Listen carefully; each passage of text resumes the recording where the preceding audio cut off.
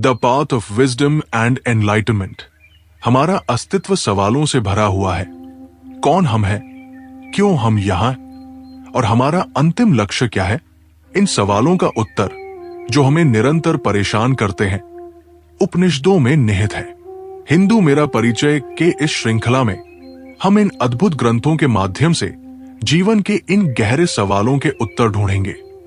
उपनिषद न केवल भूतकाल की बात करते हैं, बल्कि आज की दुनिया में भी इनकी प्रासंगिकता उतनी ही महत्वपूर्ण है।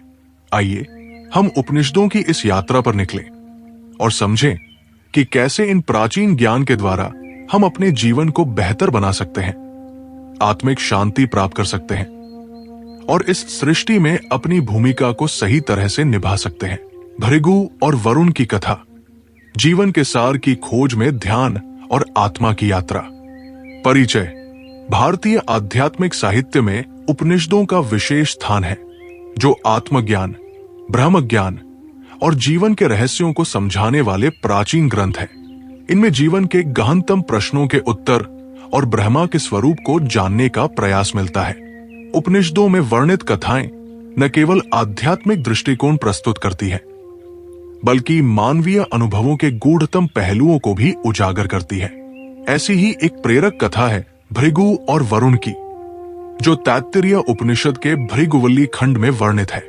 ये कथा एक साधक की आत्मखोज, ध्यान और ब्रह्मा के ज्ञान की यात्रा को दर्शाती है।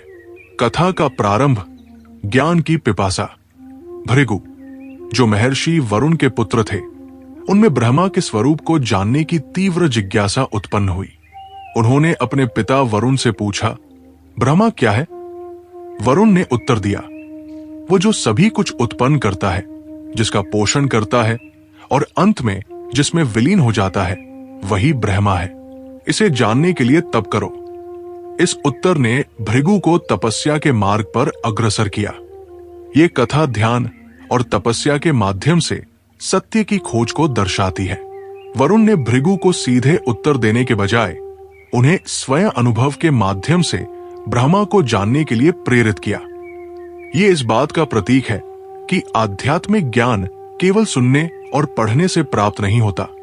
इसे अनुभव और साधना के माध्यम से अर्जित किया जाना चाहिए। भोजन, अन्न का अनुभव। भृगु ने अपनी तपस्या प्रारंभ की। सबसे पहले उन्होंने ये महसूस किया कि अन्न ही जीवन का आधार है। अन्न से शरीर का पोषण होता है और ये समस्त जीवों के अस्तित्व का प्राथमिक साधन है। इस स्तर पर उन्होंने ब्रह्मा को अन्नमय कोश के रूप में समझा। यहाँ अन्न का महत्व केवल भौतिक पोषण तक सीमित नहीं है। ये जीवन की प्रारंभिक जरूरत और अस्तित्व की पहली कड़ी है। ये स्तर भौतिकता और स्थूल शरीर के महत्व को समझने का प्रतीक है। प्राण, जीवन शक्ति का अनुभव। भृगु ने अपनी तपस्या को और गहन किया। उन्होंने महसूस किया कि केवल अन्न ही पर्याप्त नहीं है। जीवन के लिए प्राण आवश्यक है। प्राण शरीर को गतिशील बनाता है और इसके बिना जीवन संभव नहीं है। उन्होंने जाना कि प्राण ही ब्रह्मा का दूसरा रूप है। प्राणमय कोश का ये ज्ञान जीवन के भीतर छिपी ऊर्जा और शक्ति को समझाने का प्रतीक है। ये स्तर हमें बताता है कि जीवन केवल भौतिकता तक सीमित नहीं है। उसमें गतिशीलता और जीवन शक्ति का भी योगदान है। मन, मस्तिष्क का अनुभव। इसके बाद भृगु ने मन पर ध्यान केंद्रित किया। उन्होंने अनुभव किया कि मन इच्छाओं, संकल्पों और विचारों का स्रोत है। मन के बिना जीवन में कोई गति और दिशा संभव नहीं। इस स्तर पर उन्होंने ब्रह्मा को मनोमय कोश के रूप में देखा। यह स्तर यह दर्शाता है कि मनुष्य की मानसिक स्थिति, उसकी इच्छाएं और भावनाएं उसके जीवन की दिशा और गुणवत्ता को प्रभावित करती है। मन का सही उपयोग आत्मज्ञान की ओर ले जाता है, जबकि इसका अनुचित उपयोग भ्रम और दुख का कारण बन सकता है। ज्ञान, विज्ञान का अनुभव। भृगु ने अपने ध्यान को और गहन करते हुए ज्ञान का अनुभव किया। उन्होंने समझा कि ज्ञान ही वो साधन है जो अज्ञानता के अंधकार को मिटाता है और सत्य को प्रकाशित करता है। ज्ञानमय कोश का ये स्तर व्यक्ति को उसके सच्चे स्वरूप और ब्रह्मा के वास्तविक स्वरूप से परिचित कराता है। यहाँ ज्ञान का अर्थ केवल बौद्धिक जानकारी से नहीं है, ये आत्मबोध और जीवन के वास्तविक सार को समझने की क्षमता से है। ये स्तर व्यक्ति को ब्रह्मा और उसके स्वरूप की ओर एक कदम और आगे ले जाता है। आनंद, सुख का अनुभव। अंततः भृगु ने आनंद का अनुभव किया। उन्होंने महसूस किया कि ब्रह्मा का सबसे गहन स्वरूप आनंदमय है। ये वो अवस्था है जहां सभी इच्छाएं समाप्त हो जाती हैं और साधक पूर्ण तृप्ति और शांति का अनुभव करता है। आनंदमय कोश ही ब्रह्मा का अंतिम और शाश्वत स्वरूप है। आनंद का ये अनुभव ये दर्शाता है कि ब्रह्मा का साक्षात्कार केवल सुख की चरम अवस्था में होता है। ये अवस्था तब आती है जब व्यक्ति भौतिक, मानसिक और बौद्धिक सभी सीमाओं से परे चला जाता है।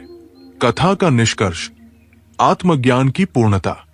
भृगु ने अपने अनुभवों के माध्यम से ब्रह्मा के 5 स्तरों अन्न, प्राण, मन, ज्ञान और आनंद को जाना और अंततः ब्रह्मा के स्वरूप को पूरी तरह समझा। इस कथा से ये शिक्षा मिलती है कि ब्रह्मा को जानने के लिए केवल बाहरी साधन पर्याप्त नहीं है। इसके लिए आत्मानुभव, ध्यान और तपस्या की आवश्यकता होती है। आधुनिक संदर्भ में भृगु की कथा, भृगु और वरुण की ये कथा आज के समय में भी प्रासंगिक है। ये हमें सिखाती है कि आत्मज्ञान और ब्रह्म ज्ञान के लिए निरंतर प्रयास और साधना आवश्यक है। आधुनिक जीवन में जब लोग भौतिकता में उलझे हुए हैं, ये कथा हमें आंतरिक शांति, संतुलन और आत्मबोध की दिशा में प्रेरित करती है। ये कथा ये भी सिखाती है कि जीवन के विभिन्न स्तर भौतिक, मानसिक, बौद्धिक और आत्मिक एक दूसरे से जुड़े हुए हैं। जब तक हम इन सभी स्तरों को समझते और संतुलित करते हैं, तब तक हम सच्चे आनंद और शांति का अनुभव नहीं कर सकते। उपसंहार, भृगु और वरुण की कथा एक साधक की यात्रा का आदर्श रूप प्रस्तुत करती है। ये कथा ये दिखाती है कि ब्रह्मा को जानने का मार्ग सीधा नहीं है, ये विभिन्न स्तरों से होकर गुजरता है। ये यात्रा भौतिकता से शुरू होकर मानसिकता और ज्ञान के माध्यम से आनंद तक पहुंचती है। इस कथा का संदेश है कि आत्मज्ञान और ब्रह्म ज्ञान किसी बाहरी साधन से नहीं, बल्कि आत्मानुभव और ध्यान के माध्यम से प्राप्त होता है। भृगु की ये यात्रा हर उस व्यक्ति के लिए प्रेरणा का स्रोत है जो अपने जीवन के गहरे अर्थ और ब्रह्मा के वास्तविक स्वरूप को जानने की इच्छा रखता है। ये कथा हमें अपने भीतर झांकने और अपने वास्तविक स्वरूप को पहचानने की प्रेरणा देती है। आधुनिक युग में भृगु और वरुण की कहानी की प्रासंगिकता। भृगु और वरुण की कहानी, जिसमें ब्रह्म ज्ञान की खोज और जीवन के गहन सार को समझने का प्रयास किया गया है, आधुनिक युग के लिए एक अनमोल मार्गदर्शक है। ये कथा न केवल आत्मखोज और ज्ञान के महत्व को रेखांकित करती है, बल्कि समग्र जीवन दर्शन, मानसिक शांति और जीवन के विभिन्न आयामों को संतुलित करने का संदेश भी देती है। आज के समय में जब मानवता भौतिक सुख, मानसिक तनाव और पर्यावरणीय असंतुलन से जूझ रही है, ये कहानी आत्मज्ञान और आध्यात्मिकता के माध्यम से संतुलन और स्थिरता की ओर प्रेरित करती है। भोजन और स्वास्थ्य का महत्व। भृगु ने अपनी साधना में सबसे पहले ये समझा कि भोजन, अन्न जीवन का मूल आधार है। ये संदेश आज के समय में अत्यंत प्रासंगिक है, जब आधुनिक जीवन शैली और अस्वास्थ्यकर भोजन के कारण स्वास्थ्य संबंधी समस्याएं बढ़ रही है। ये कहानी हमें सिखाती है कि संतुलित और पोषण युक्त भोजन न केवल शारीरिक स्वास्थ्य के लिए आवश्यक है, बल्कि ये मानसिक और आध्यात्मिक उन्नति का भी आधार है। आज जब फास्ट फूड और प्रोसेस्ड फूड का चलन बढ़ रहा है, भृगु की ये शिक्षा स्वस्थ और प्राकृतिक आहार की ओर प्रेरित करती है। प्राण और ऊर्जा प्रबंधन। भृगु ने अगला चरण प्राण, जीवन ऊर्जा को समझने में बिताया। ये सिद्धांत आज के युग में अत्यधिक प्रासंगिक है, जब लोग अपने जीवन में ऊर्जा प्रबंधन और शारीरिक मानसिक संतुलन की कमी महसूस कर रहे हैं।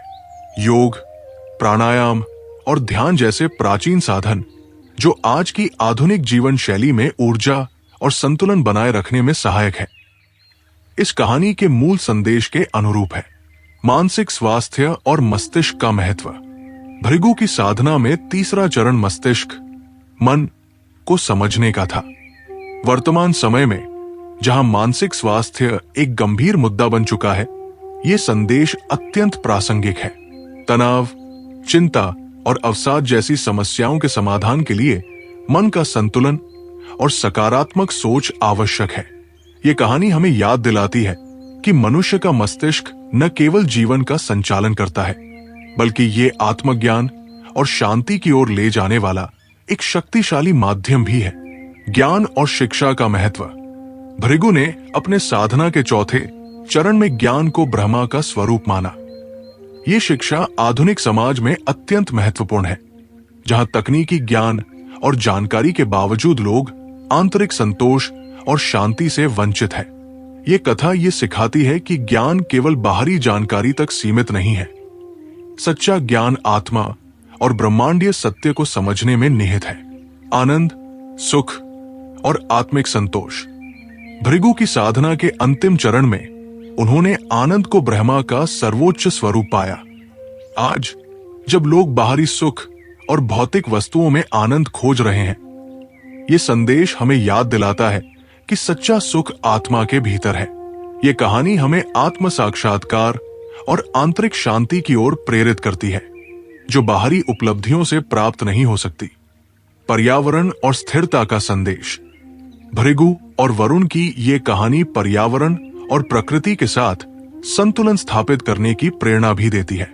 प्राचीन ऋषियों का ये दर्शन आज के समय में अत्यंत प्रासंगिक है, जब मनुष्य प्रकृति का अतिशोषण कर रहा है। भोजन, प्राण और पर्यावरण का संरक्षण, जो इस कथा के मूल संदेश है, आज के समाज के लिए अत्यंत महत्वपूर्ण है। आध्यात्मिकता और आधुनिक जीवन। आधुनिक युग में जहां तकनीकी प्रगति ने जीवन को सरल बनाया है, लेकिन मानसिक अस्थिरता और असंतोष को बढ़ावा दिया है, ये कहानी आत्मखोज और आध्यात्मिकता के महत्व को उजागर करती है। भृगु और वरुण की ये कथा ये सिखाती है कि बाहरी सफलता और भौतिक सुख के साथ साथ आंतरिक विकास और आत्मज्ञान भी आवश्यक है। समर्पण और धैर्य का आदर्श। भृगु की साधना ये दर्शाती है कि आत्मज्ञान और सच्चे ज्ञान की प्राप्ति के लिए समर्पण और धैर्य की आवश्यकता होती है। आज के युग में जहां लोग त्वरित सफलता चाहते हैं, ये कहानी हमें याद दिलाती है कि सच्चे ज्ञान और शांति की प्राप्ति के लिए समय और प्रयास अनिवार्य है। निष्कर्ष। भृगु और वरुण की कहानी न केवल प्राचीन भारतीय दर्शन का प्रतीक है, बल्कि ये आधुनिक समय की चुनौतियों का समाधान भी प्रस्तुत करती है। भोजन, प्राण, मन, ज्ञान और आनंद के माध्यम से आत्मज्ञान की खोज आज के समाज को शारीरिक, मानसिक और आध्यात्मिक संतुलन की ओर प्रेरित कर सकती है। यदि आप सनातन हिंदू हैं और इस प्रकार की शिक्षाओं से प्रेरणा लेना चाहते हैं, तो हमारे YouTube चैनल हिंदू मेरा परिचय को जरूर सब्सक्राइब, लाइक और शेयर करें। इस प्रकार की कहानियों और उनके गहरे संदेशों को साझा करें और आत्मिक उन्नति की दिशा में कदम बढ़ाएं।